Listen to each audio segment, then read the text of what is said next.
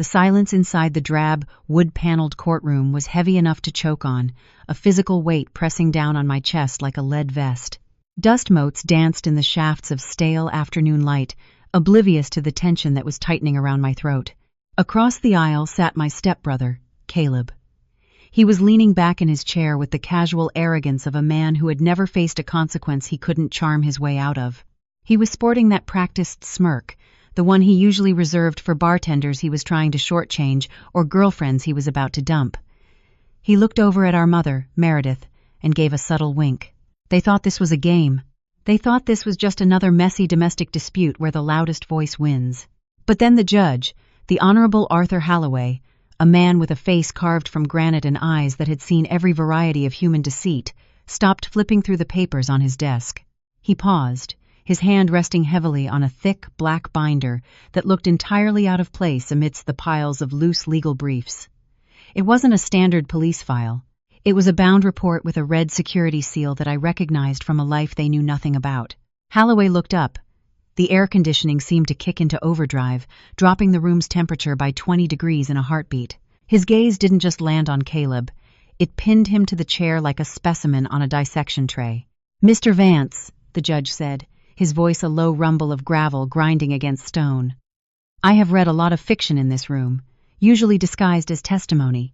But this," he tapped the binder with a rhythmic, ominous thud. "This official document from the Diplomatic Security Service paints a picture of your family misunderstanding that is radically different from your lawyer's opening remarks." Caleb's smile faltered, the corners of his mouth twitching downward. He shifted in his cheap suit, suddenly looking very small. Halloway leaned into his microphone, the feedback whining briefly before his voice boomed with terrifying clarity. "It states here that your stepsister is not, as you claimed, a part-time data entry clerk with a flair for drama.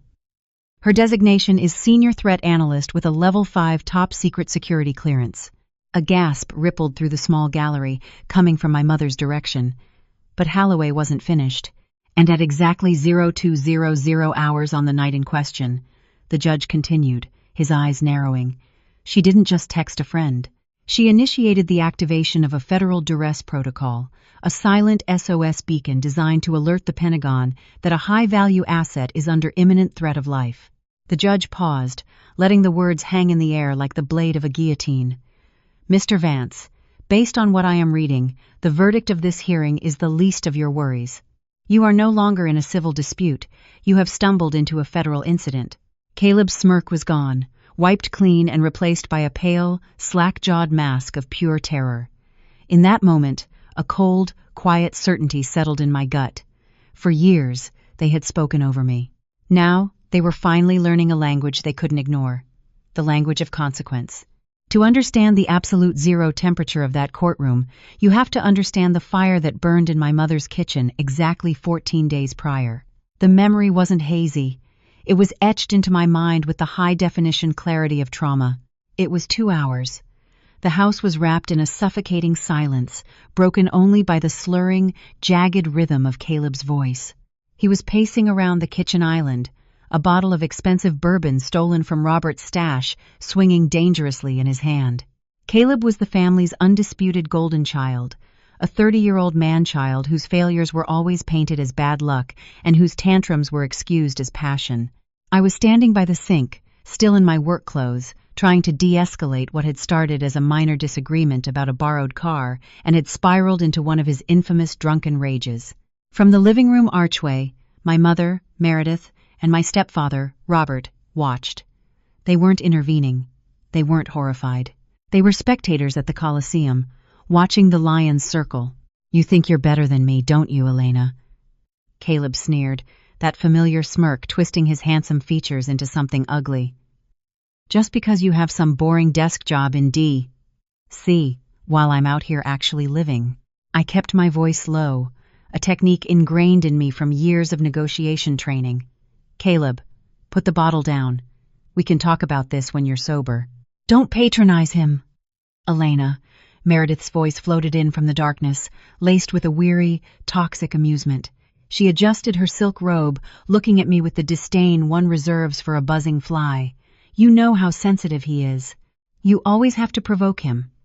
You're such a narcissist, always making it about you. Those words hit me harder than a physical blow. It was the ultimate betrayal, a mother choosing the chaos of her son over the safety of her daughter. It was the same tone she used when I missed Christmas for a data entry deadline, unaware I was actually coordinating an extraction in a hostile zone. Before I could process the sting of her rejection, the air shifted. Caleb's eyes went dead. He didn't swing the bottle. Instead, his hand shot out to the open toolbox Robert had left on the counter earlier that day to fix a cabinet hinge. His fingers closed around a rusty Phillips head screwdriver. There was no cinematic slow motion. It was fast, brutal, and clumsy. He lunged. A sharp, searing heat exploded in my left shoulder, white-hot and immediate. It wasn't just pain. It was a shock to the nervous system that buckled my knees. I stumbled back, my hand clapping over the wound, coming away slick and warm with dark blood. It dripped onto the pristine white marble floor, a stark, violent contrast to their perfect suburban life. Through the ringing in my ears and the tunneling of my vision, I heard a sound that chilled my blood more than the wound. They were chuckling. "Oh, look at her," Robert muttered, shaking his head. "Always the actress. It barely grazed you, Elena. Walk it off." My body was trembling shock, blood loss, adrenaline, I didn't know which. But my mind? My mind snapped into a crystalline, icy focus. This wasn't a family squabble anymore. This was a hostile engagement. With trembling fingers that felt miles away, I pulled my phone from my pocket. I didn't dial 911. I didn't call a friend to cry.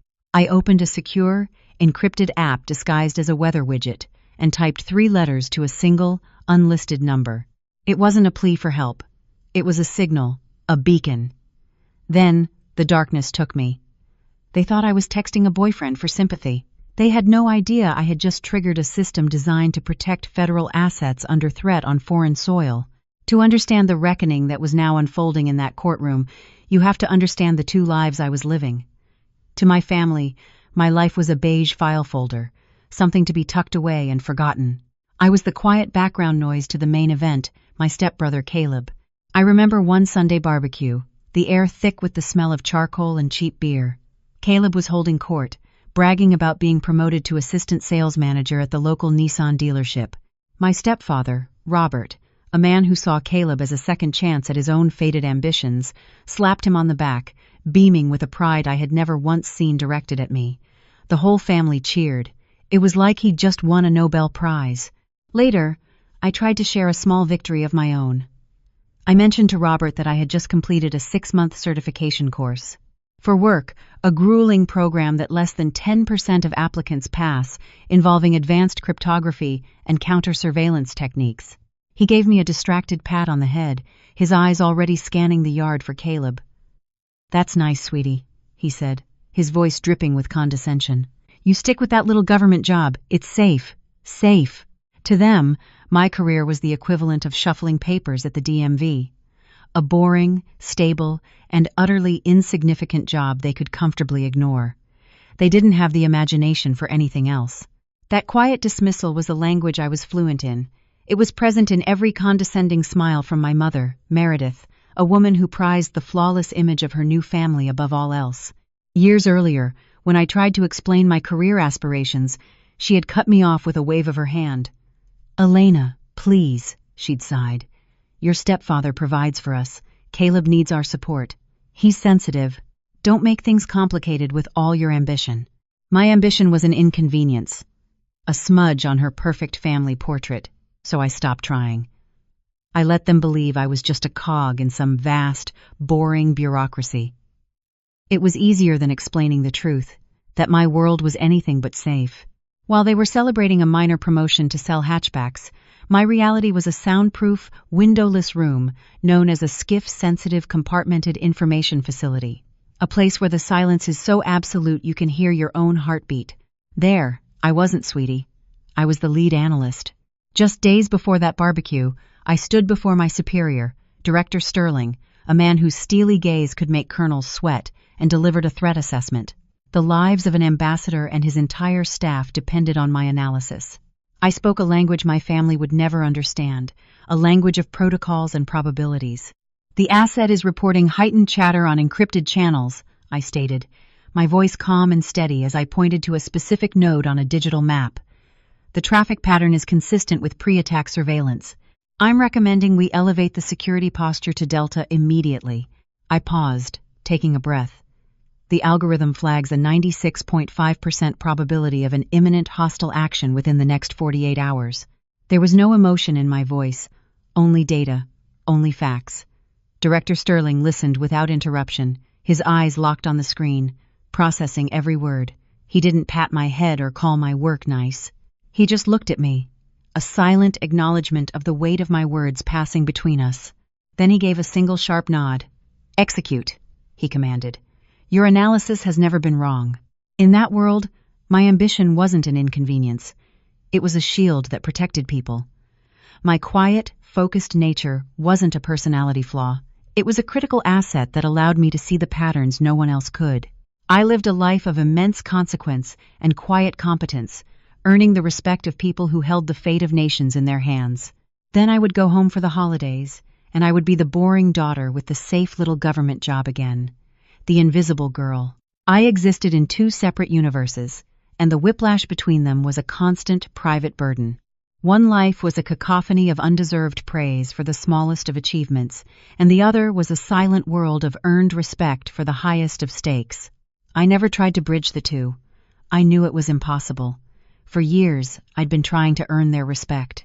After I woke up in that hospital bed with stitches in my shoulder and their laughter still ringing in my ears, I realized I had been using the wrong rule book. So, I decided to use mine. I woke up to the smell of antiseptic and the sound of my mother's practiced, gentle voice. She was sitting by my hospital bed, my stepfather hovering behind her. "Oh, thank goodness you're awake," she cooed, her face a mask of concern. "You gave us such a scare. You must have tripped and fallen on the toolbox, honey. Caleb feels just terrible about it." I stared at her. The memory of the screwdriver, of their laughter, cutting through the fog of pain medication.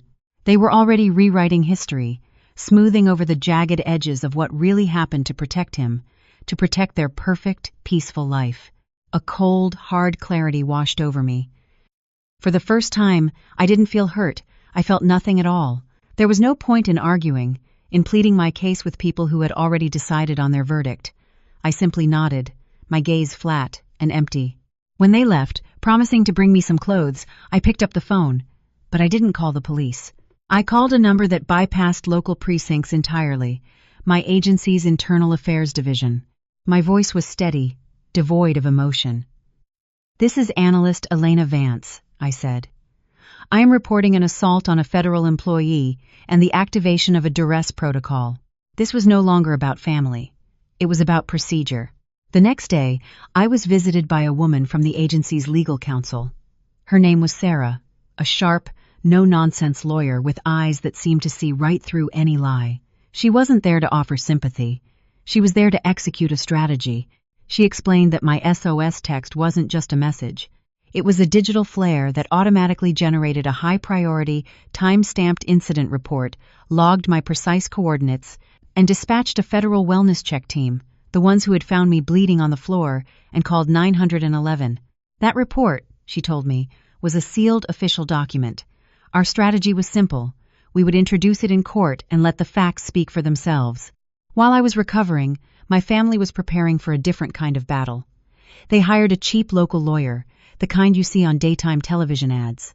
They were gearing up for a messy family drama, ready to paint me as unstable, vindictive, and attention-seeking. They would use my quiet nature against me, twisting it into proof of my supposed fragility. They collected stories of my ambition and my dramatic tendencies, preparing to assassinate my character. They were bringing a knife to a gunfight, and they didn't even know it. While they prepared their insults, Sarah and I were preparing subpoenas for 911 call logs and paramedic reports, evidence that would perfectly corroborate every line in my official file. My family arrived in court armed with anecdotes and insults, ready to put me on trial. They had no idea I was coming armed with the United States government. They thought they were entering a family dispute. In reality, they had just walked into a federal debriefing. The courtroom was exactly as drab and impersonal as I'd imagined. All beige walls and worn wooden benches. I sat beside Sarah, my back straight, my expression carefully neutral. Across the aisle, my family was a picture of smug confidence. Caleb was whispering with their lawyer, occasionally glancing over at me with a smirk. My mother and stepfather sat right behind him, their posture radiating a kind of protective arrogance. They were here to support their son against his hysterical, exaggerating stepsister. I could almost hear the story they'd rehearsed, the narrative they had all agreed upon. For them, the truth was a matter of consensus, not fact. Their lawyer, a man with a cheap suit and an overly loud voice, stood up to begin. He launched into a character assassination disguised as an opening statement, painting me as an emotionally fragile person with a history of exaggeration. He spoke of my quietness as proof of instability, my desire for privacy as a sign of paranoia. I listened to his words, this fiction they had constructed, and felt a strange sense of detachment. He was describing a person I didn't even know. He was fighting a ghost. I just sat there, my hands folded in my lap, and waited for my turn.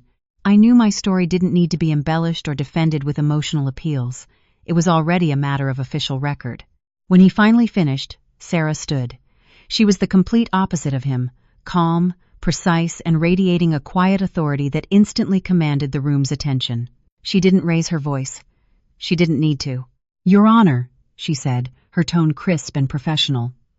"The petitioner would like to submit for the record a certified copy of Diplomatic Security Service Incident Report, Dossier 88 Alpha." Their lawyer immediately shot to his feet. "Objection! Irrelevant!" he boomed, waving his hand dismissively. "This is a simple family matter, not a federal case." He was trying to keep the battle on his chosen ground of hearsay and personal attacks. He had no idea what was in that binder. The judge, a man who had clearly presided over thousands of these messy disputes, peered over his glasses at the thick, sealed document Sarah placed on his bench. He ran a finger over the official government seal. His curiosity piqued. "This is highly unusual," he murmured before looking at their lawyer. "But I'll allow it. Objection overruled. Let's see what this is." A hush fell over the courtroom as he broke the seal and began to read. I kept my eyes fixed on the judge, watching the subtle shifts in his expression. I saw his eyebrows twitch, then slowly climb his forehead. His lips thinned into a hard line. The longer he read, the more the air of bored routine in the room evaporated, replaced by a palpable electric tension. My family shifted uncomfortably. Caleb's smirk had been replaced by a look of nervous confusion. They had expected a shouting match, a he-said-she-said battle of wills. They were not prepared for the silent, methodical weight of a federal investigation. After what felt like an eternity, the judge finally looked up from the report. He took off his glasses, rubbing the bridge of his nose as if trying to process what he had just read. He cleared his throat, and when he spoke, his voice was laced with a cold, formal fury that made everyone sit up straighter. He began to read aloud from the report's executive summary. At 0200 hours, a Level 5 duress protocol was activated by Senior Threat Analyst Elena Vance. He paused, his eyes finding mine for a brief moment, a flicker of newfound respect in them. My mother's hand flew to her mouth. The title, Senior Threat Analyst, hung in the air, a foreign and impossible concept in their world. The judge continued, his voice growing sterner with every word. Responding federal wellness check team and local paramedics confirmed a puncture wound to the left shoulder consistent with a Phillips head screwdriver. Victim was found semi-conscious, having sustained significant blood loss. He looked up from the page, his gaze locking directly onto my stepbrother. He wasn't looking at the charming, misunderstood boy my parents saw. He was looking at a perpetrator. "This official document," the judge said, his voice now like granite, which includes satellite-verified timestamps, a full transcript of the 911 call made by the responding federal team, and a sworn declaration from Analyst Vance's commanding officer at the State Department, directly contradicts the defendant's entire testimony. It was as if a bomb had gone off in the silence. Caleb's face drained of all color, becoming a pasty, sickly white. My stepfather, Robert, was frozen, his mouth hanging slightly open as he stared at me, then back at the judge as if trying to solve an impossible equation. But it was my mother's reaction that I will never forget. Her face, which had been a mask of defiant pride, completely crumbled. The words, "senior analyst" and "duress protocol" had shattered her carefully constructed reality. She wasn't looking at her dramatic daughter anymore. She was looking at a stranger, a powerful stranger whose life she had never once bothered to understand. The judge's voice cut through their shock. A final, unassailable verdict.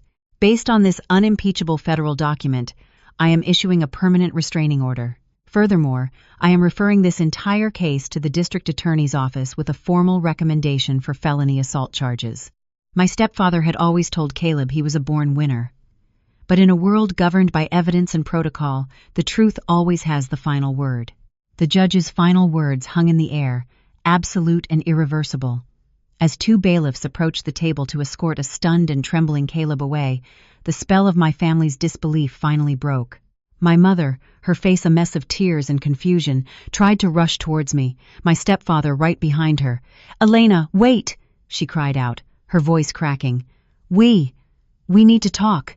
But before they could get close, my lawyer Sarah stepped calmly into their path, holding up a single, firm hand. "That's close enough," she stated, her voice leaving no room for argument. They stopped, frozen by a barrier of professional authority they had never encountered before. I didn't turn around. I didn't look at their faces or offer a single word of explanation or absolution. For my entire life, I had been waiting for them to see me. And now that they finally did, I realized I no longer cared about their validation. I simply stood up, smoothed down my jacket, and walked out of the courtroom. In the hallway, leaning against the beige plaster wall, were two of my colleagues from the agency, including Director Sterling. There was no pity in their eyes, no suffocating sympathy or dramatic gasps. They hadn't come to coddle me. Sterling just gave me a short, decisive nod. "Glad you're okay, Elena," he said, his voice low. "We'll handle the rest of the paperwork from here." In my world, that was the highest form of support, not emotion, but quiet, decisive action. It was everything I had never gotten from the people who were supposed to care the most. 1 year later, the echoes of that courtroom had faded into a distant memory. I stood in front of a glass-walled briefing room, addressing a new team of analysts. On the door, a small, unassuming plaque read, "Elena Vance, Team Lead, Clandestine Threat Analysis." I had been handed a significant promotion. I was now in charge of the very unit that monitored the kind of chatter I had once analyzed. As I walked my team through a new intelligence-gathering protocol I had personally developed, a faint silver scar traced a line on my shoulder, visible just above the collar of my shirt, a permanent reminder not of an injury, but of a decision. A decision to stop playing by their rules and to start enforcing my own. The secret life I had guarded so carefully was no longer a burden, it was my qualification. After the briefing, my team didn't scatter. We gathered around the central console, arguing, debating, and laughing, sharing a dark, gallows humor that only people in our line of work could understand. We spoke a shared language of acronyms and clearances, a shorthand built on a foundation of mutual respect. This was my family, now a family I hadn't been born into, but one I had earned. Late one evening, as I was finishing a report in my office, an email notification popped up on my personal device. The subject line was stark, asterisk, from your mother, asterisk. For a moment, I just stared at it. I felt a flicker of the old obligation, the ghost of a daughter's duty. Curiosity, more than anything else, made me click it open. It was a long, rambling message filled with excuses and self-pity. She wrote about how the permanent restraining order was excessive, how Caleb's felony assault conviction had ruined his future. She spoke of him not as a criminal, but as a fallen golden child who had just made one tiny mistake. Reading between the lines, I saw the words of a narcissist desperately trying to reclaim control of the narrative. She wrote about how they had been deceived, how they never understood the pressures I was under, as if my career was something that had happened times to them, asterisk. There was no apology, not a real one, just a tangled mess of justifications designed to make herself feel better. She even hinted that the betrayal was mine, for bringing the government into our home. A decade ago, a letter like this would have broken my heart. 5 years ago, it would have filled me with rage. But now, I realized this was simply karma doing its slow, grinding work. The evidence of who they were had been presented, and the judgment had been passed. I read the final line where she asked if I could ever find it in my heart to forgive them, effectively asking for the final word on our relationship to be one of absolution. I calmly moved my cursor over the message. I didn't reply. I simply dragged it to the archive folder, a piece of irrelevant data to be filed away. I turned back to the secure monitor on my desk, my focus already shifting to the complex web of threats illuminating a global map. The past was a closed file. The future was my jurisdiction. My family saw me as a footnote in their story, but my work was about protecting the people who write history. They finally fell silent when they realized I was one of them. If you've ever had to use your professional voice to silence the critics in your personal life, share your story below. In this community, your expertise is always recognized. Tên phần nhỏ, tổng số từ, ngôi kể, phong cách, nhịp đọc, nhịp câu, giọng kể, tông, cảm xúc, thủ pháp, archived forever, 650, ngôi thứ nhất, kết thúc, resolution, nhẹ nhàng, thanh thản, hướng về tương lai, nhịp điệu chậm rãi khi đọc email, dứt khoát khi xóa nó, câu văn mượt mà, giàu hình ảnh ẩn dụ, sử dụng cấu trúc song hành để nhấn mạnh sự thay đổi, trưởng thành, bình yên, không còn vướng bận. Giọng của một người lãnh đạo, team lead, tự do, kiêu hãnh. Sự thờ ơ, indifference, là đỉnh cao của sự trả thù. Symbolism, vết sẹo bạc, email bị xóa. Call to action, mời gọi chia sẻ. Thematic closure, gia đình cũ versus gia đình mới.